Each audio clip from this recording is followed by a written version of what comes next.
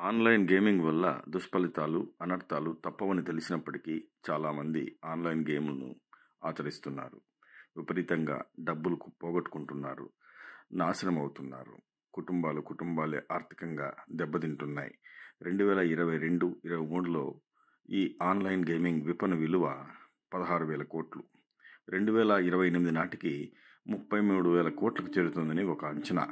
2024లో 44.3 కోట్లు, 25లో 46.5 కోట్లు, 2026లో 48.8 కోట్లు, 2027లో 51.3 కోట్లు, 2028లో 53.8 కోట్లకి ఆన్లైన్ గేమింగ్ల వ్యవహారాల ట్రాన్సాక్షన్ జరుగుతాయని అంచనా.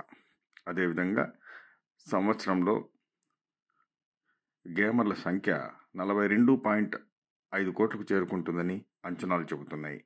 ఆన్లైన్ గేమింగ్ వల్ల దుష్ఫలితాలు, అనేక సమస్యలు ఏర్పడతాయని తెలిసినప్పటికీ చాలామంది ఆన్లైన్ గేముల్ని ఫాలో కావడం చాలా దురదృష్టకరం.